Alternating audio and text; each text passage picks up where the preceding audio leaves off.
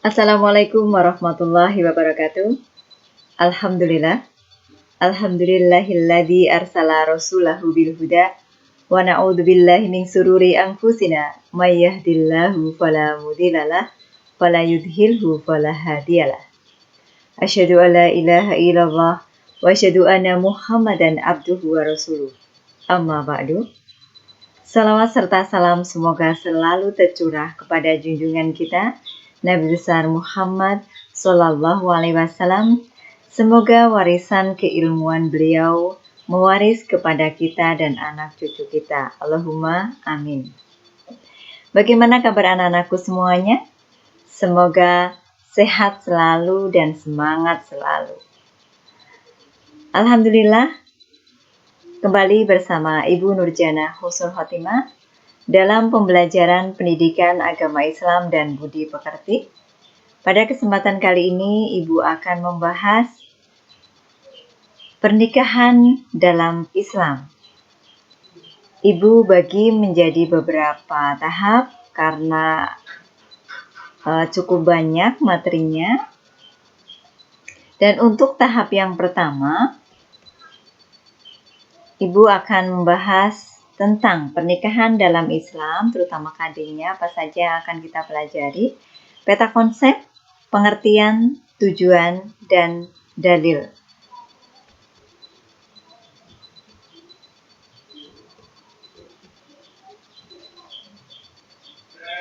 Kompetensi dasar 3.6 menganalisis dan mengevaluasi ketentuan pernikahan dalam Islam. IPK atau indikator pencapaian kompetensi penunjang, yaitu menjelaskan ketentuan pernikahan dalam Islam. IPK kuncinya, yang pertama adalah menganalisis ketentuan pernikahan dalam Islam, yang kedua adalah mengevaluasi ketentuan pernikahan dalam Islam.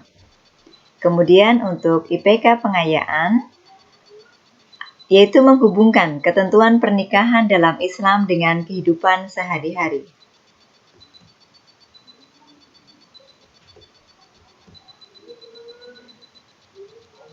Untuk kompetensi dasar 4.6, yaitu menyajikan prinsip-prinsip pernikahan dalam Islam.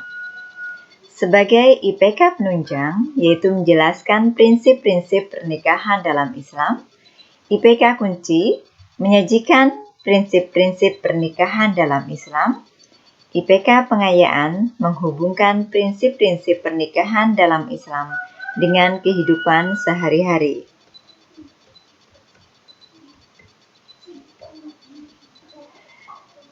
Mengapa Islam syariatkan pernikahan? Mengapa juga di kelas 12 ini SMA kita mempelajari tentang materi pernikahan. Nanti akan kita bahas di sini. Yang pertama, mengapa ya Islam mensyariatkan pernikahan? Alasannya yang pertama adalah karena dalam kehidupan seseorang itu memerlukan pendamping sebagai tempat mencurahkan suka dan duka. Yang kedua, hidup berpasangan atau nikah adalah kebijaksanaan Allah Subhanahu wa Ta'ala terhadap seluruh makhluknya. Sesuai dengan firman Allah di dalam Quran surat Al-Azzariyat ayat 49 dan Yasin ayat 36. Yang ketiga, nikah merupakan fitrah. Karena itu, Islam melarang keras hidup melacur, homo, dan lesbian karena bertentangan dengan fitrah manusia. Terutama seperti yang dicantumkan difirmankan oleh Allah dalam Quran surat Ar-Rum ayat 21. Kemudian yang keempat adalah sebagai kendali untuk tidak menuruti hawa nafsu bagi manusia. Sesuai dengan Quran surat Al-Baqarah ayat 233. Kenapa anak SMA itu mempelajari materi pernikahan?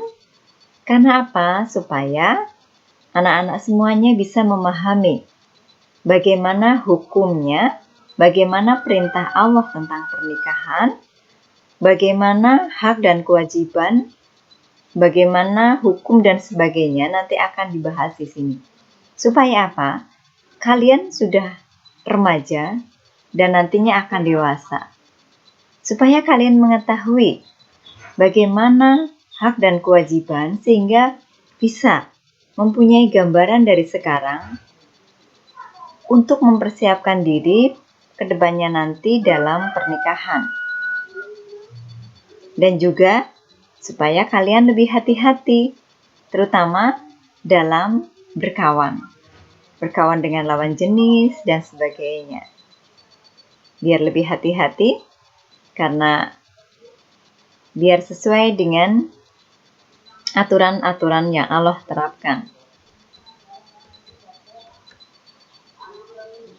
Peta konsep yang akan Ibu bahas dalam materi pernikahan ini, ya, ada hak dan kewajiban suami istri dalam pernikahan, ada pernikahan dalam Undang-Undang RI, kemudian ada hikmah pernikahan dalam Islam, ada ketentuan pernikahan dalam Islam, yang nantinya akan diterapkan bagaimana sikap dan perilaku kita dalam keseharian.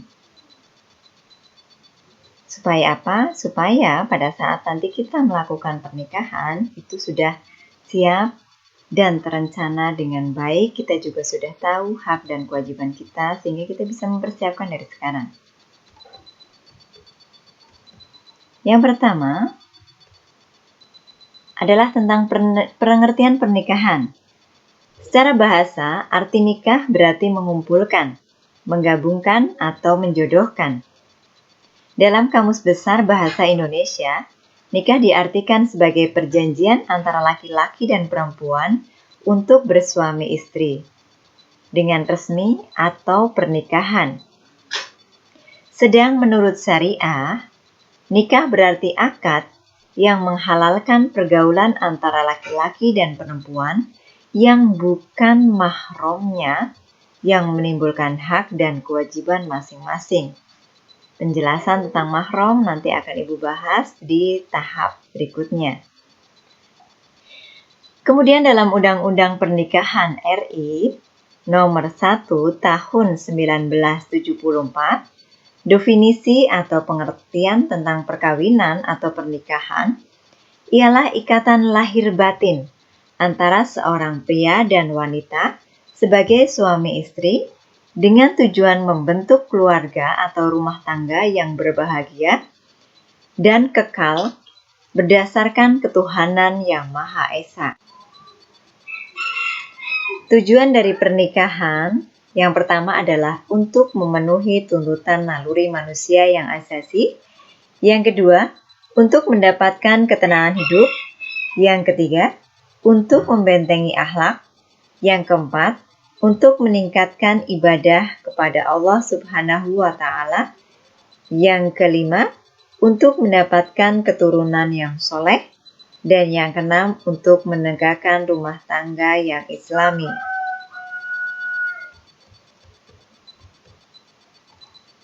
Dalil atau perintah Allah perihal pernikahan ada banyak, tetapi yang akan Ibu sampaikan adalah Quran Surat Ar-Rum ayat 21.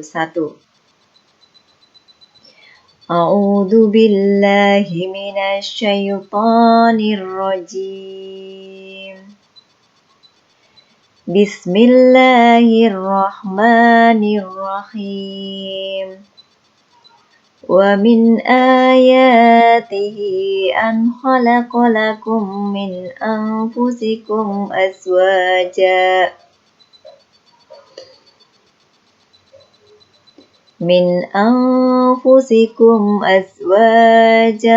litaskunu ilaiha wa ja'ala bainakum mawaddatan wa rahmah. Inna fi dzalika laayatil liqaumin yatafakkarun. Artinya, dan di antara tanda-tanda kekuasaannya Ialah Dia menciptakan untukmu istri-istri dari jenismu sendiri, supaya kamu cenderung dan merasa tentram kepadanya, dan dijadikannya di antaramu rasa kasih sayang. Sesungguhnya, pada yang demikian itu, benar-benar terdapat tanda-tanda bagi kaum yang berpikir.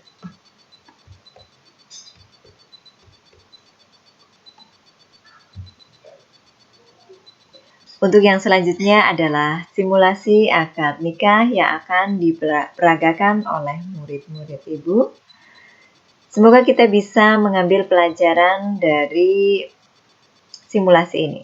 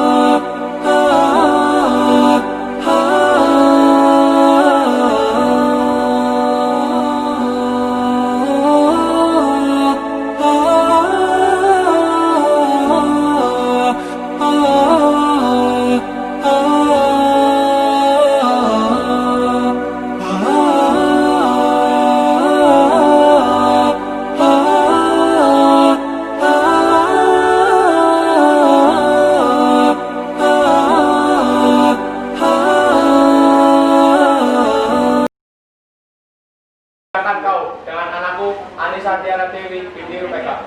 Saya nikahkan dan kawinkan engkau Aldi Rahmat Hidayat bin Bata dengan Anissa Tiara Dewi binti Rupeka dengan mas kawin seperangkat alat sholat dibayar tunai. Saya terima nikah dan kawinnya Anissa Tiara Dewi binti Rupeka dengan mas kawin tersebut dibayar tunai. Terima kasih.